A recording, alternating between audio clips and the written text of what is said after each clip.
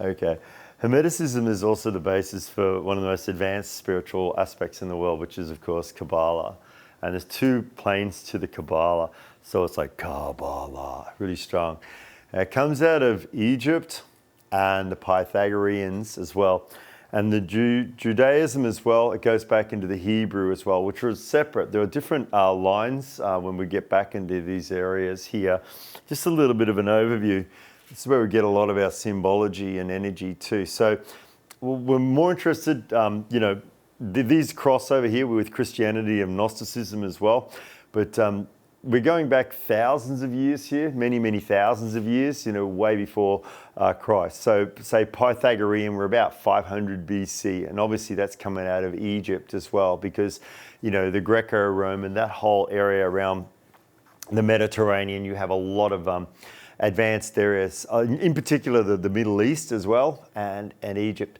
So there's Pythagoras. This is obviously going to move into who they call the Socrates, Plato, Aristotle. So he had a very powerful influence there with Alexander the Great.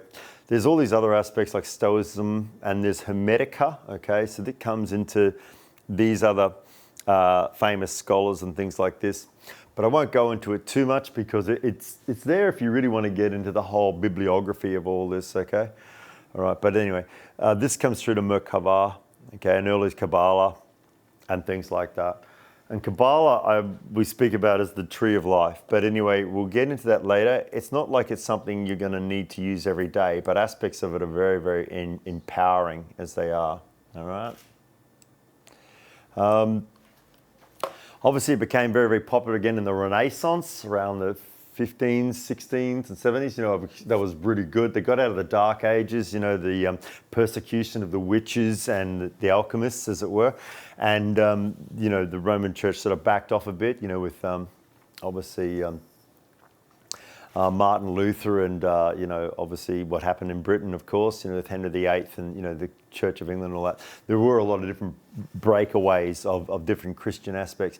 Anyway, this is our parallel here in the Judaism, but I suppose probably in the last 130 odd years, it came at the turn of the 19th into the 20th century, or 20th and 21st, the Golden Dawn. All right, so there's obviously some really powerful figures that influence there. So the Golden Dawn Society, most of your major popular tarot decks and that were all written then, all right, because they were around beforehand, but these were very much put together. It was a society in Britain, particularly in London, and there was a lot of things that were sort of in respect to that as well. But this is just a quick overview. And each of these people, obviously you probably know some of these people here. And this was just in Britain, of course, that happened in the States as well, with people such as Edgar Cayce and so on and so forth. But there was MacGregor Mathers, Aleister Crowley, W.B. Yeats, Dion Fortune, Mother Shipton, Israel Regardie, and each of them created their deck. There's also Rider and Waite. They did the Rider Waite deck. It's a very, very famous tarot deck. I think it's probably the most popular tarot deck in the world as well. Israel Regardie spoke about it later. There's also a very powerful magical battle that happened between Aleister Crowley and MacGregor Mathers. I have the Mathers deck. It's called the Hemetic deck. It's really good. It's got all the symbolism on it as well, if you wanted to get into that. Because that was part of my training when we were growing up, in the School of Inner Knowledge. We had to do the tarot. You had to seriously know what you're doing there, how to read it and everything, and all the symbolism that went with it. Not just in the minor arcana, but also the court cards and the higher arcana as well. So anyway, just a quick overview there so that you understand, this isn't just something that's just out of there. It has been around a long, long, long time. And also as well, about that time, of course, the Theosophical Society was being brought forward too. So you had the, the Annie Besants and many of the forerunners and that. Okay, yes? And also I think Aleister Crowley, he kind of branched off a little bit, didn't he? He went into... Yeah, he did. Yeah, there were other schools or societies across Europe. They're pretty hardcore in Europe, even their Masonic societies. You've got to be able to recite that stuff, not like from the book, but you've got to remember it as well. So it's a big area if you want to get into those sorts of, the Thule Society, and there was the Vril Society. It's huge if you want to get into all that. The Edelweiss Society and that, some of them from Norway right through Germany and into Austria and then all across Hungary and those places as well. But it's a massive area. But once again, we're just doing a quick overview here for today so that we can have a bit of an understanding of the basics and that. So it's got some pretty big players. Also, I was going to sort of mention more about the alchemy side of it as well. So there are a lot of famous alchemists, but you probably wouldn't know about them as alchemists, but Sir Isaac Newton was actually an alchemist. On the surface, he did the whole thing with the apple and whatever. But behind the scenes, there's some pretty interesting things that he did as well with a lot of his contemporaries at the time as well. So more on that. I didn't want to get into that too much, just so we get a bit of a coverage there about some very, very famous people and some famous names and that as well. I believe Joan of Arc as well. She was very much connected to this sort of thing. It wasn't just like she was just some mad Christian that went out. She really knew about energy, like Alexander the Great. These people were not just warriors or that. There's a lot more backstory to these people, and particularly what we say here in this sort of work, Hemetic work. If something's been around for centuries, people's names, or there's a lot of energy about it, there's a lot more to it than what's being said about in the mainstream, as it were. So that's good. All right.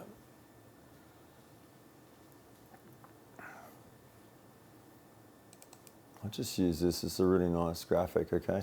So meditation gives you the opportunity to free yourself up. And why did that come up? I don't know. All right, it just did. Okay, too much, too busy. It gives you a chance to sort of free your mind of all the things that take place. You don't have to worry about paying bills or anything. When you're in the meditative areas, you're in that space of power and energy, as it were. You're in that space of your power, your energy, and you are infinitely connected to power and wisdom, as it were. So this is what we eventually teach later in later aspects of this work, and this stuff will suffice.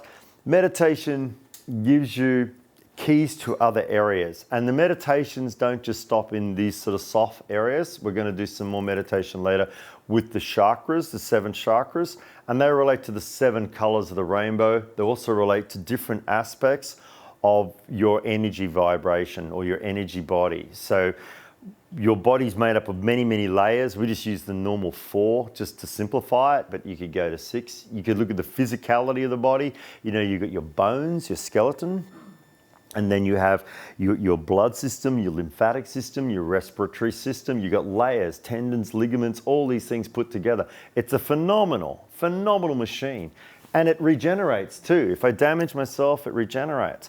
And just imagine the energy and how fast you can heal your body if you actually put energy in to heal it, and you know other ways to fix it up, faster ways to do it, as it were. I'm not a physician, but I know that, my hands have been torn apart over 30 years in trade work, working with steel and all these things, and they regenerate, they heal very fast. If you've got this kind of energy running through you, and we will tap this energy today, showing you some of the keys to certain stones and crystals, that you can access this energy. But even without that, you have meditation and you have that aspect of cleansing and balancing your emotional body. How cool is that? So thank you very much.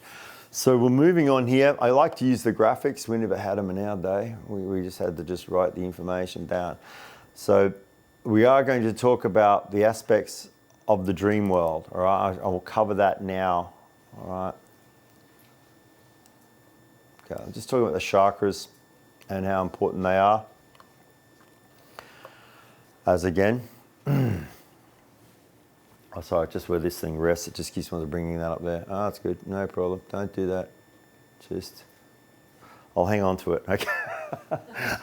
All right, yeah. So 7 chakras, okay, are important. We've done this before, but we'll look at it. Okay, so if you looked at your root chakra at the base of the spine here, it's to survival. You've probably got the little book there where we're giving you a handout there so you can sort of see it. In, of course, Sanskrit, it's called Muladhara, Okay, it's the root chakra, it's survival. It's also, organizing aspects of eliminating wastes and fluids that we don't need. The sacral chakra, okay, is to our sexuality, our replication, as it were, our self-replication. We call the solar plexus. I've got it different to what else, okay? Solar plexus, the navel chakra, is just below your navel. It's where you come in on. That is to your energy. Sacral center is your navel. Okay, sorry about that. That's just written different to me. We call it the solar plexus here. Solar plexus chakra is to the center. And that's where you feel a lot of energy. It's like the center of yourself, solar plexus. It's to a gold color. So it's like red, orange, gold, yellow. And then we're moving up to the heart chakra, which is to love and universal love, not just like personal love, but it's actually to love with on the planet. Very, very important to connect with this chakra because it is the connection to all living beings. It's something that you don't even need to be taught back from a religion. You know where to care, where you have a due diligence of looking after or loving a pet or an animal, something like that. Just a quick run over here. Next one up from the heart chakra, which is very, very important, is the throat chakra. It's the communication, downloads. I mean, obviously you've seen it with people when they're speaking that. Also, people that are in the business of singing, the throat chakra is very important, communication, those sorts of aspects. And it's also, when we look at the actual, the mechanism of, I suppose, what we call the occult, which is the hidden knowledge. Occult just means hidden. It's nothing strange or out of the ordinary. Occult means hidden. That's all it means. So when you're feeling like a sore throat, okay, that's usually concentration or you're not protecting yourself enough. You're not protecting yourself.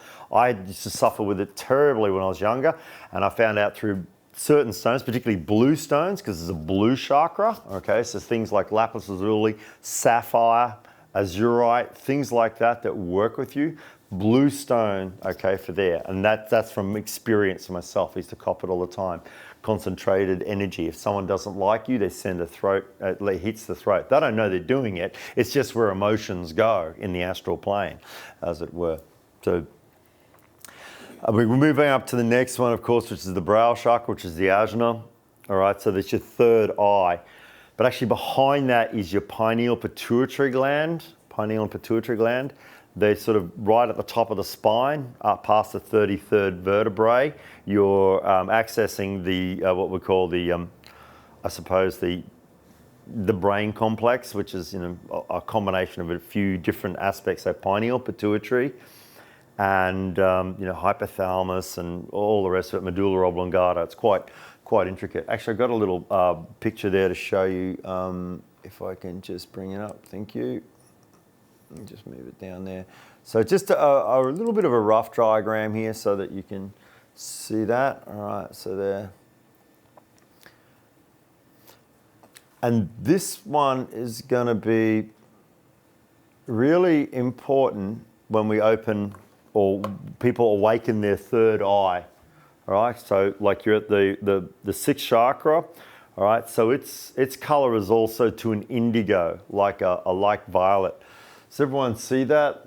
Thank you. So pineal pituitary, that combination accesses the third eye. So as people's awareness increases, it's what's called the top of the female pillar in the tree of life, or the Kabbalistic tree of life, or the Hemetic tree of life. And that is that their awakened Kundalini energy, they can see through into the realms. It can happen with males, of course, as well, but they have to be very, very advanced. Female goes on the pillar of knowledge and wisdom, and male goes on knowledge and wisdom as well, but they cross over. I won't go into all that because we're not doing that today. But as you can see, the pineal, the pituitary, as you awaken those energies, so that's why these meditation exercises are very, very good. That's why they do it on the ashrams in India, whichever systems they're using. The Buddhists do it, the Hindus, the Shintos, any of the different disciplines of philosophies. And, there's a lot of different Eastern philosophies. When they're meditating and they're awakening their third eye, okay, so they can see in those realms. But once again, the realms are protected. The realms are protected, what are called the seven veils. The 7 veils, you can't get through them until you're awakened at a certain level. Your spiritual awakening, your alchemical awakening, as it were. Because if you start to see through too many of those veils, it will blow you away. It will shatter you if you see what reality's really like. And once again, don't trust me, trust yourselves, but I've experienced it. Yes? Have you experienced Kundalini energy? Yes, Kundalini is the serpent, which is actually a little bit very much awakened to the third eye. So, for example, in Egypt, okay, just to cover this, all right, you see Tutankhamun, you see the serpent and the bird, okay, that's the Kundalini awakening. So those pharaohs, they're god kings and god queens. So they're what they would call an Hellenistic or Greek Macedonian as demigods and demigoddesses. So they're parents of a god and an immortal, as it were, okay? So they have high energy running through them, or they've awakened a lot of energy. So that serpent is called Uraeus, Ouraus, okay? Relating to Uranus. It's a very out there planet, but we won't get into that too much, even though I just went into that. Okay, all right. So that's what's really going on there. So there's a lot hidden in those ancient cultures, and that's why you go back and think, why am I so attracted to this Celtic, or why am I so attracted to southern Greece, or why am I so attracted to Egypt or something? So either lifetimes you've connected to this. So serpent energy is very, very powerful, and that's the Kundalini, the dance of the serpent. It's masculine and feminine, negative and positive, and you've got to balance it. And when it crosses over at each of the chakra points, that is an awakening. It's like you're awakening and you're seeing through the veils. Because if you actually saw what you really look like at an etheric level, it would just blow your mind. It really would. You'd look like some sort of space ET being. Because all these bodies are held together, and particularly your spirit cannot have an understanding of measurement and time and space because it's an immortal, it is spaceless and timeless, like a star. It can't experience these aspects of emotions unless it's put together with a physical body, a mental body, an astral body. Okay, so spirits all put together, and the whole lot's linked together, which is called an etheric body, an ether body, etheric web. But that's all more as we go. We'll talk about that. I do online courses when people, they want to specialize in those sorts of areas. We're just going over the basics here today. So finally, the last chakras, of course, is the crown chakra at this layer for beginners. Okay, there are other chakras we'll talk about, but the crown chakra is to violet in color. Okay, and that's when you waken up spiritually. You can feel incredible pain on your head because your skull physically, you start to open up. So you're getting downloads, basically. You're getting them through your pranic tube, as it were. Is that making sense, or am I just going too much out there? Oh, good. Okay, great. Okay, so you have these incredibly fine aspects in your body. And a lot of the mainstream would write this off as like these things are vestigial bodies, i.e. like the appendix. It doesn't do anything, cut it out, like tonsils, cut it out. Yes, exactly. So you've got a lot of all the keys of universal knowledge and energy hidden inside you. It's incredible how it is, That's what was it that conversation between the archangels or the gods, and they said, how do we hide this knowledge from man? You can't, they cannot wake up to this too soon. So where will we hide it? Oh, we'll put it on the highest mountain. No, they'll find it. We'll put it under the deepest part of the ocean. No, they'll go there too, Put it out on the planets. They'll get out there. So no, hide it in front of them. Hide it in plain sight. So when one wakes up, one sees, through these aspects, as it were. So, yeah, a little bit there. Did you like that little lecture? That's nice. Won't get that at the coffee club, will you? All right, we've moved on from that. So that explained things. It's a nice little coverage. I'm really happy with that. Okay, how are we going for time? That's good. First hour. That's good.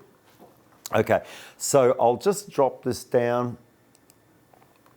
Well, that's nice. We've just got a nice picture of the moon there. Okay. All right.